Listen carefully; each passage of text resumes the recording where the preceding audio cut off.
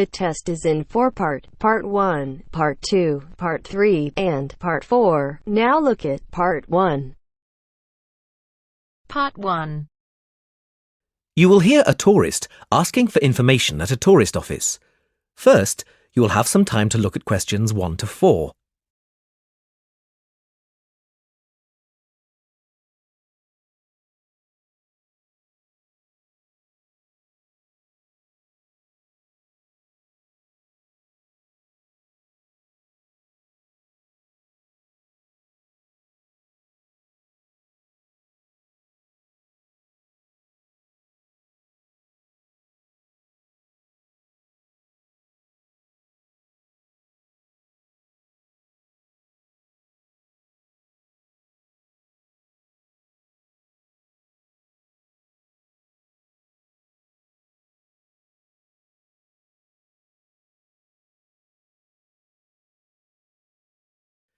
Now we shall begin. You should answer the questions as you listen because you will not hear the recording a second time. Listen carefully and answer questions 1 to 4. Hello, how can I help you? Hello. Is it possible to book a bus tour of the city here? Of course, sir. When would you like to take the tour? There are tours in the morning, afternoon and evening. Sometimes it's nice to see the city at night with the buildings lit up. We'll be going out for dinner tonight, so we'd prefer to go this afternoon. Oh, and it's for 2 people. Right. Now, I just need some details. Can you give me the names of the 2 people, please? Yes, Susan Field and James Carter. Susan Field and James... Sorry, can you spell your surname for me, please? It's Carter. Carter. Thank you. And can I have a contact telephone number? Why do you need one? Just in case we have to cancel the tour and need to contact you. I see. Well, my mobile number is 07988 636 197. That's 07988 636 197. Now, can you also tell me which hotel you're staying at? The Crest Hotel. Oh, no, sorry. That's the hotel we're staying in next week. It's the Riverside Hotel. Oh, the Riverside is a lovely hotel. Are you enjoying your stay? Yes, we are, very much. We'd definitely recommend it to others. Oh, I am glad. Now, I can book you on the tour at 4 p.m. Would that suit you? Alternatively, there is one at 2. 2 would be better for us, please. Right. That's booked for you, sir. 2 people at 2 p.m. today, August the 14th. You pay the bus driver when you get on, and it's £4 per person. Thank you very much. Before you hear the rest of the conversation, you have some time to look at questions 5 to 10.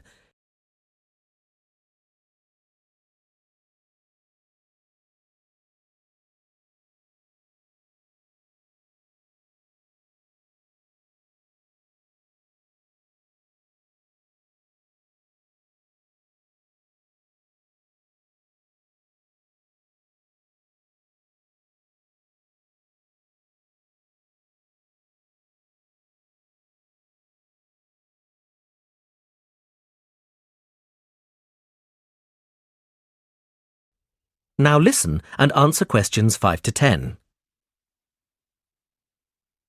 Can I also ask you about the museum in the main square? I was reading about it in my guidebook and was shocked to see that the entrance price is £10. Why does it cost so much? Well, the museum has the largest collection of Latin American art in Europe. People come from all over the world to see it. But that's not the reason why it's so expensive to get in. You see, the building is very old and it needs repairs. The £10 ticket cost will go towards repairing the roof and the walls. I see. Well, I suppose it's worth paying £10 to see the collection. Yes, I think so too. Is there anything else I can help you with? Actually, there is. I was wondering if you knew of any good restaurants in the area. Well, there are a few restaurants near the harbour and a couple on the beach, which are nice. The problem is that the smell of the fish market is quite strong down there. I don't think my girlfriend would be very pleased. I know what you mean. It's not very romantic, is it? My advice would be to go to the next town. It's bigger and the restaurant selection is wider. You can get there by taxi and it only takes about 10 minutes. The town is quite picturesque. Is it for a special occasion? Yes, it's my girlfriend's birthday, so I'd like to go somewhere special. Do you know any of these restaurants well enough to tell me about them? Well, I know about a few of them, and there are pictures in this leaflet here. Oh, this one here is lovely, the Bellevue, and it's extremely popular. It has a famous chef, so it's not cheap, but the standard of the food is very high. It's right by the sea, and there are wonderful views if you get a good table. Then there's the Lighthouse Cafe, you can see the picture here, which isn't really a cafe at all. In fact, it's a great restaurant, and a lot of TV celebrities and actors eat there. The place has been going for over 100 years. It's quite an institution around here. I'm not sure about those two. They sound too expensive to me. I was thinking of somewhere small, not too upmarket, but with good food. In that case, what about Harvey's? The same family has run this restaurant for over a century, and it's reasonably priced and really popular with local people. Oh, and there's another family-run restaurant, Stonecroft House. New owners took over a month ago, and they're getting good reviews. There's a new chef there, and the food is meant to be very good. This leaflet has the contact details for all the restaurants, so you can just call them if you'd like to book a table. Great, thanks. You've been very helpful.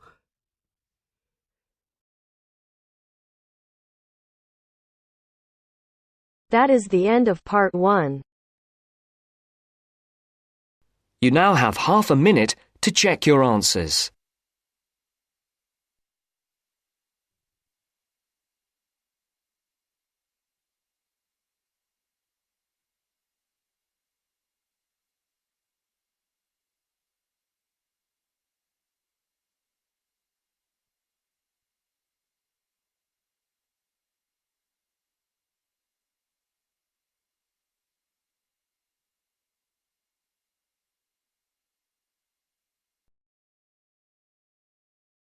Now turns to part 2.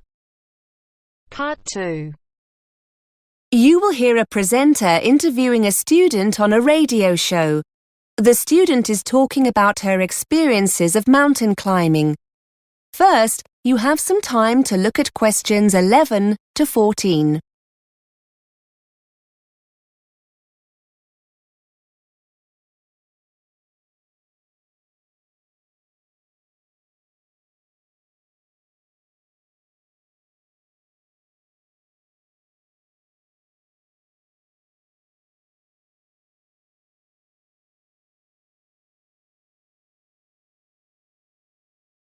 Now listen and answer questions 11 to 14.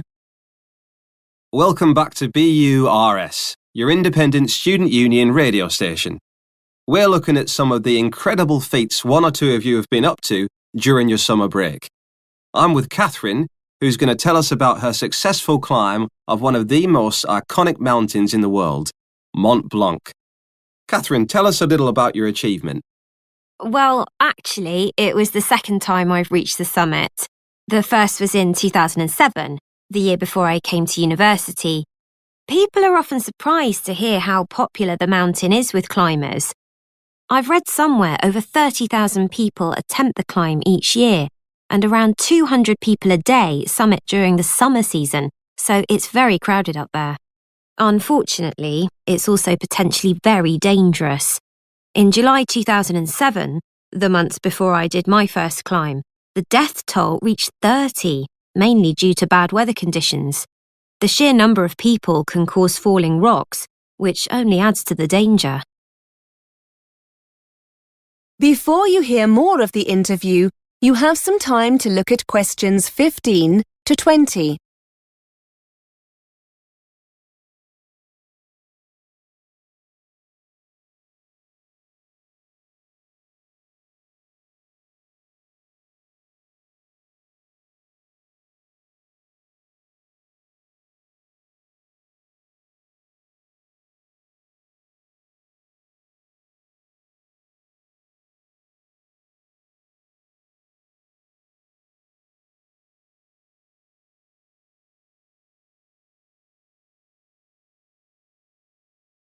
Now listen and answer questions 15 to 20.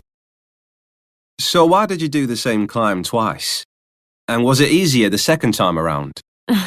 In many ways, they were totally different experiences. The first time I went as part of an organised group. There were about 20 of us, and we took 4 days to summit. It was much more of a sociable experience compared to the second climb. This year, I decided to go solo with just one overnight stop. I felt more confident having already summited once, and I wanted to face the challenge of being in control. Actually, you're never really alone. There are other climbers and groups around all the time, but I suppose being alone made me feel more intrepid. The first climb was quite difficult as the weather was very changeable, and we found ourselves climbing in very cold, windy conditions. We were in a group, so we offered each other encouragement, but it was still very difficult. The weather this time was wonderful. Plus, I also spent a few days beforehand in Chamonix and acclimatised myself more to the altitude. This certainly made it easier. You can achieve the same thing by climbing some of the smaller peaks in the area first, but I wanted a more leisurely start. It was fantastic. I thoroughly enjoyed it. Did your experiences on the first climb help you the second time around? I'm wondering if you have any useful advice for others planning on doing something similar. Well, because the climb's becoming so popular, I think people don't always give it the respect it deserves. And I'm not talking here about the physical condition you need to be in to take on a challenge like this, or having the right equipment. That goes without saying. I think what took me by surprise more than anything else was the extreme weather conditions, even in the summer. For those who want to summit in a single day or two, the climb will often start early in the morning, so you'll need to make sure you're wearing enough layers to protect yourself from the cold and wind. You'll be glad of this when you hit queues and find yourself standing around, waiting to move on. Then at the other extreme, around midday, you must make sure you're fully protected from the sun, or you're likely to get very badly burnt. Whether you climb alone, in a group, or with a guide, that will depend on your own experience. But however you decide to go, it's essential that you take your time and get used to the altitude.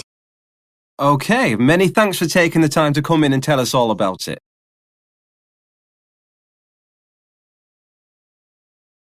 That is the end of part 2. You now have half a minute to check your answers.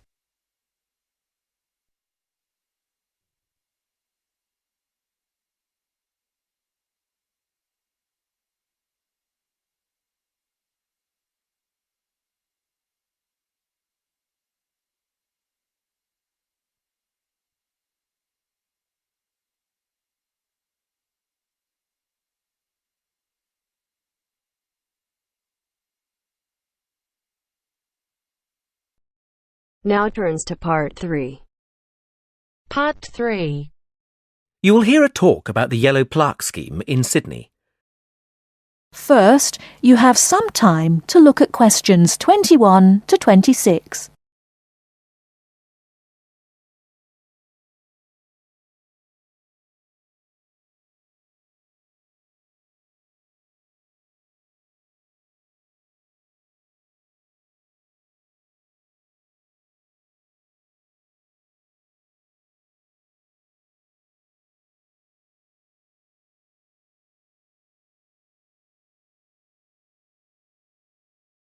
Now listen carefully and answer questions 21 to 26. Thank you for coming along to the Cultural Sydney talk. I'm going to start by telling you about the Yellow Plaque Scheme, which has been running in Sydney for over 40 years and has been incredibly successful. When you're walking around the city, you'll see some buildings with a small round yellow plaque on them. If you take a closer look, you'll see the name and details of a famous person who lived in that very place. We have at present 130 plaques up in the city. The scheme has been great for tourism, but it was really started to raise awareness of the rich history of Sydney, both locally and nationally. And we think we've managed to do this. We also wanted to make people aware of the impressive list of important people who have lived in this city, and we've certainly achieved that. But that's not all. Although not part of our original aims, the scheme has also helped preserve some of the older and more important buildings in Sydney, because people now know that these buildings are a link to our past. Some of the buildings are actually over 180 years old, which for Australia is ancient. We actually think that this is where the scheme has achieved the most success, in raising the profile of our rich history. Of course, it has helped tourism, but not only that, locals also walk around looking at the plaques. It has been really wonderful in highlighting our past. Some people are quite surprised to see who has lived here. Take Errol Flynn, for example. He was married in Sydney. We are planning on putting more plaques up, and a common question is how can people nominate a figure to be put on a plaque? It's quite a simple process. Applications can be downloaded from our website. If you want to nominate someone for a plaque, you just need the person's name, where they lived, and you need 3 signatures to approve your application. Our panel then checks that all the data you've submitted is correct, and hopefully, within a year, a new plaque will be erected. But you can't nominate just anyone. A plaque can only be given to a person who is famous and has achieved something out of the ordinary, like an important politician or world record-breaking sportsman, for example. We aim to have 50 new plaques up within the next 3 years, and we have plenty of funding to do so. Our funding comes from 3 sources: the local council, community donations, and the Tourist Board. Whereas in the past, the Tourist Board put in the majority of funding, now public donations count for 65% of all total funds. In fact, our funding is so healthy now, there are plans to expand the scheme.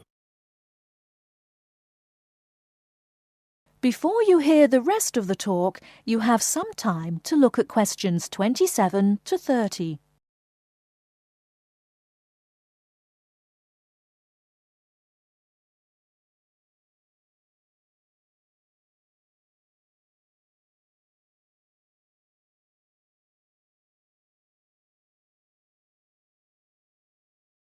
Now listen and answer questions 27 to 30.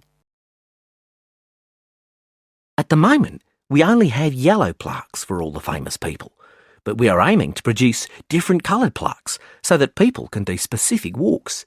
For example, if they are interested in famous sports personalities, they can do a tour following the red plaques, the colour we are aiming to use for these people.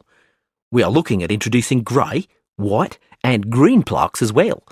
We are thinking of using grey plaques to signify people who have done important work within the government, and white plaques for those who have done good works in the community. Lastly, our green plaques we think will be very popular. These will be for painters and sculptors, leaving our yellow ones for writers, actors and other people of note. We do hope you enjoy looking at the plaques around the city. We have guidebooks on sale in the gift shop where you can find all the plaques. These are priced at $11.99. That is the end of part 3. You now have half a minute to check your answers.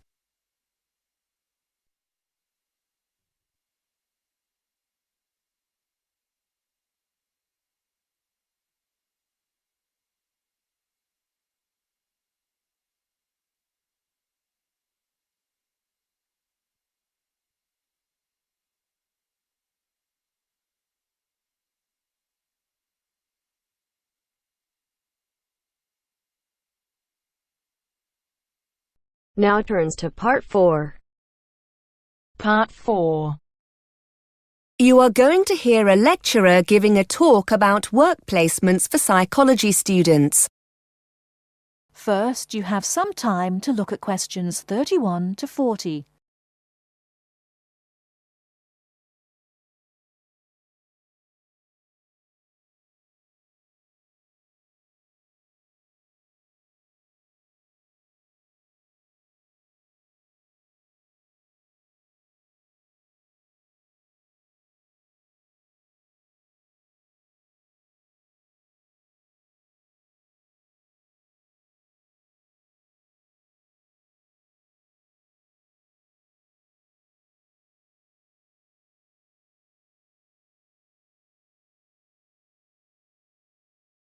Now listen carefully and answer questions 31 to 40. Good morning. I'm here today to talk about the placement that's offered to all psychology students. As you all know, this takes place in the third year of the Psychology BSc. I'm here to explain a little about the placement and how the process works. A lot of preparation's involved in getting these placements right, so you need to be thinking about this now. Students taking up a placement year benefit immensely from the experience. To find decent employment in the field of psychology, the chances are you'll need to undertake some form of postgraduate training, such as one of our master's courses. These courses invariably demand experience in the field you intend to study. So being able to gain this experience during your undergraduate degree is a great advantage. There's a lot to be gained from joining the scheme. Of course, it will help you identify the areas of psychology you may or may not be interested in. And you'll develop transferable skills such as problem-solving, team-working, communication skills that employers demand and that graduates often lack. Also remember that the placement will offer you networking opportunities to become acquainted with key players in your field. Many of our students who've completed a placement year take up a position with the same employer after graduation or after successfully completing postgraduate training. In fact, many of our students from previous years now hold influential positions in the police, the health service and the private sector as a direct result of their placements. The placement you choose will depend very much on your own area of interest. Those of you who have a particular interest in research can opt for a placement in a hospital unit, here or abroad, working in areas of forensic and clinical psychology. A post here can be very rewarding and allows you to contribute to qualitative and quantitative research data and learn practical research skills you can use in your coursework. For those who prefer hands-on experience of working with patients, there are a wide range of options available. We have links with several charitable and public sector organizations that support stroke patients and people recovering from serious physical trauma, for example due to motoring or industrial accidents. You'll have the opportunity to help them deal with long-term clinical treatment and pain management. There are several opportunities to work with addiction and rehabilitation units. The kind of experience you'll gain here can be very wide-ranging. For example, offering you the chance to observe group therapy and one-to-one counseling sessions for anxiety and anger management classes. Students are encouraged to give their reaction to sessions during regular team meetings, which can often be of benefit to both the student and the organization. For those of you interested in the application of psychology in education, we have a number of students who take placements working with children with special educational needs. Students in the past have worked as teaching assistants and contributed to teacher training workshops. There's a lot more information about this on the website, including case studies written by some of our previous students. These will give you a much wider and richer picture of our placements. As I said earlier, you should already be giving this some serious thought. Our placement officer, Greg Smith, will be able to advise you about the organizations we have contacts with and we've worked with in the past.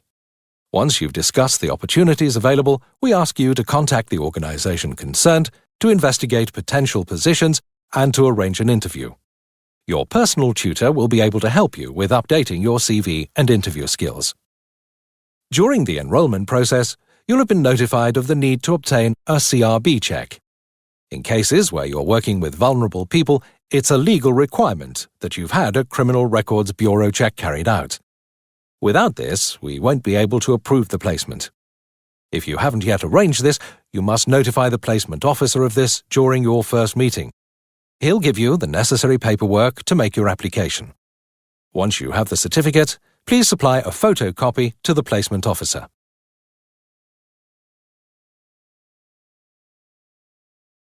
That is the end of part 4. You now have half a minute to check your answers.